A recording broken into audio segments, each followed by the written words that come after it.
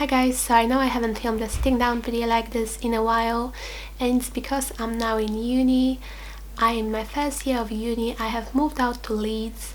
If you don't know already, I'm originally from Hertfordshire, but I now live in Leeds, and these past few weeks have been really hectic. I may be making an update video really soon, but today it's all about NYX Cosmetics, and I want to show you my best and worst products from NYX. This is just a fraction of the products that I want to include in these videos. Soon I will be making a part 2 and probably a part 3. I'm going to start with by far my favorite products from NYX.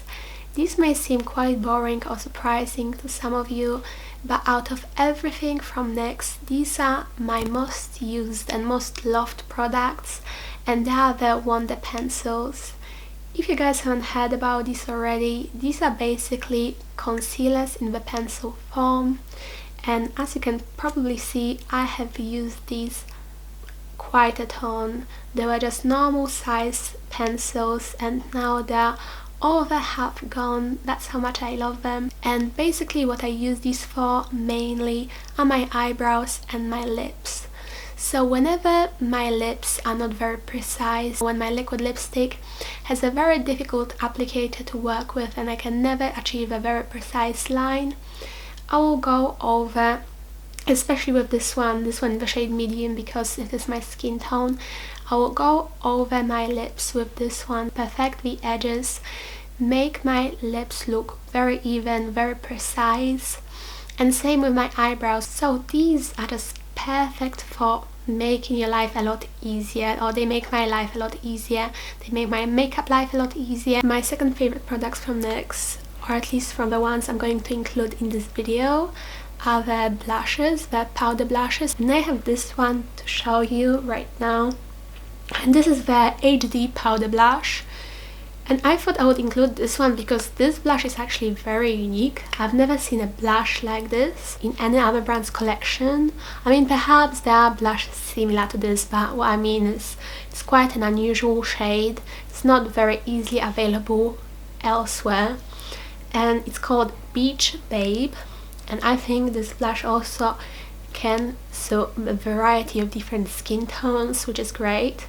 Now when you look at it in the pan, it can look slightly like a bronzer, but in my opinion it's a little bit too orange, too golden and too bright to be a bronzer, but as a blush it's absolutely amazing, especially if you like that very bronzy, shimmery, sun-kissed look.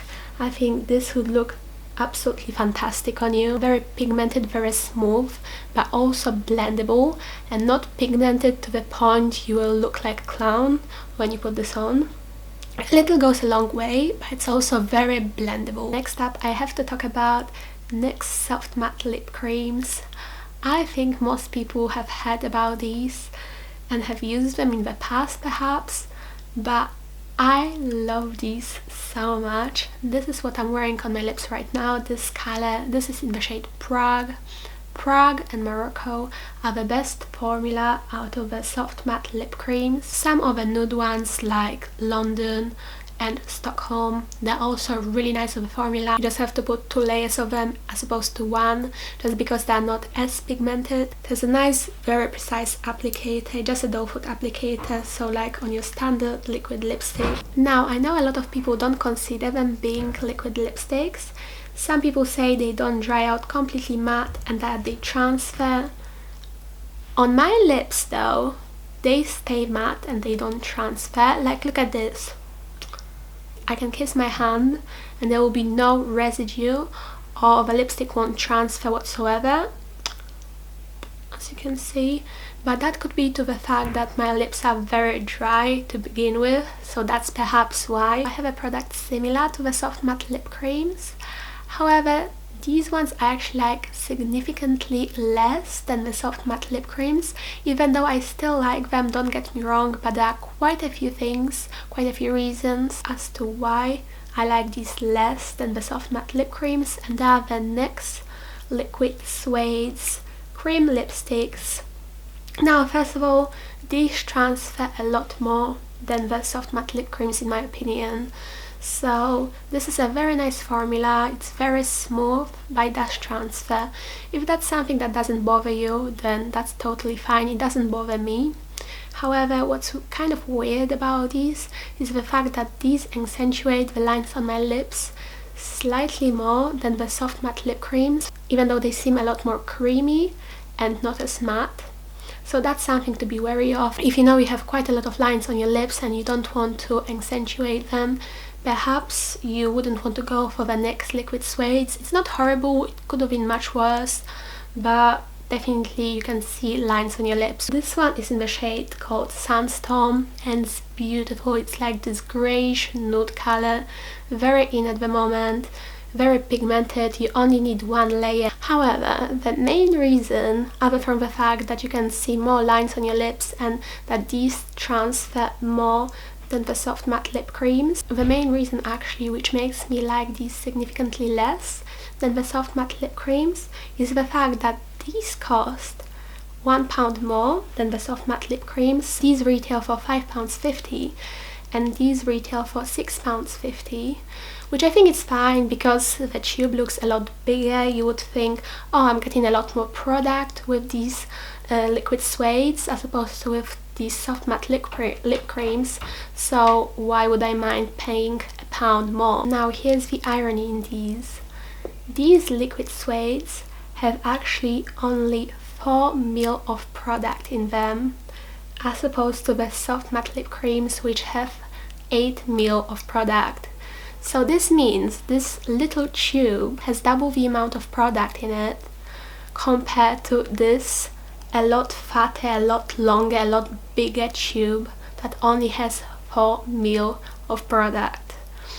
I know some people wouldn't be bothered by these things. To me it seems like a false advertisement. Okay, so next, these are the oldies but the goodies, and they are the Jumbo Pencils. I feel like back in the day everyone used to rave about these, and even up to this day a lot of people still use them. This one is definitely the most famous out of them all and it's called Milk. As you can see, again, I've used a lot more than half of this one, but this one is pretty old. I think this one's about a year old or maybe a year and a half old. These are very pigmented creamy pencils. Look at this coverage, you guys. You get like this perfect opacity of white. If you like to put white products on your eyelids or you like to intensify an eyeshadow that goes on top, put this base first. I wouldn't recommend using this on its own because it will crease. As well, I wouldn't recommend using this as a primer because it won't really prolong your eyeshadow wear in the way eyeshadow primer would. So now moving on to the products that I don't like as much from NYX. So far, everything that I showed you I really love and would highly recommend from NYX, and these few products I wouldn't necessarily recommend as much, or perhaps I just don't like them so much. So the first ones are just the NYX regular round lipsticks. I'm not saying these are bad by any means. They are very nice and creamy, pigmented, don't dry your lips out. One swipe is definitely enough to achieve a very opaque color. However, I feel like nowadays on the market you can find a lot of lip products that are much better than these. The main reason why I don't really like them is the fact that they don't last on my lips very long. They transfer, they come off whenever I drink or eat, or even if I don't really do much or eat much, they will still shear out and come off. They are not very long lasting on me basically. I saw this lipstick on someone once. This one is called Power, by the way. The shade is called Power. And I saw this lipstick on someone once before and I thought they looked beautiful with this lipstick on, and I was interested to see if I could pull it off, and I definitely can't pull this off. It's way too blue toned, it washes me out, it makes me look quite dead, and it makes my teeth look extremely yellow. However, some people can pull it off, so you know, it's up to you. But as you can see, the tip of this lipstick is like a completely different color, because the only times I use this lipstick are the times when I mix it with some darker shades or some nude shades. I'm actually genuinely worried about mentioning this next product in here because I know how many people love this rave about this on YouTube continuously, and I was so surprised to find out that I didn't really like this at all. And this is the NYX Jolie eyeliner pencil, the gel pencil liner. Well, that's what it's called. Now, so many people rave about this on YouTube all the time. I see this in everyone's video. It seems to be everyone's favorite pencil liner. Now, if it wasn't for the fact I bought this at feelunique.com, I honestly would think that this is fake, simply because I don't understand the hype about it. When I put this on the first time, I just hated it. I tried to use this on multiple times, and every single time I did not like this whatsoever. I just would think it's fake, but I know I bought this from feelunique.com, and I'm pretty certain they wouldn't sell me fakes. Now, a few things that are annoying about this. First of all, it's the fact that this retails for £9. For NYX and for an eyeliner, I think that's quite a lot of money. My Wonder pencils retail for £4. This retails for £9. Rimmel Scandalized eyeliner, which I really like, only retails for £4. It's also really quite tiny. This is only half a gram of product. I'm pretty sure it's less than a half of a product compared to Rimmel Scandalized eyeliner, or compared to so many other eyeliners. Now, I would totally look past that if this was as amazing as everyone seems to be making this to be, but it's just not. Apparently this stays in your waterline for ages, your waterline, your tight line. This is retractable, which is a cool thing about it. You just twist the bottom and the product comes out. But then when I'm trying to tightline or to put some of this on my waterline, it just won't come on. It will look very sheer, not very pigmented at all. Compared to my Rimmel Scandalized eyeliner, there's a huge difference. The Rimmel one is very opaque black, smooth, so easy to put on, it glides on. Whereas with this one, I try to put it on, it looks sheer. I go over and over my waterline with this, and still won't really work. It will just irritate my waterline and my tight line, and the product will still look very sheer, not pigmented. Okay, and then my last product that I'm going to be talking about today is again one of them products that I saw on YouTube. I saw two YouTubers wearing this eyebrow pencil on their brows, and I thought they looked amazing.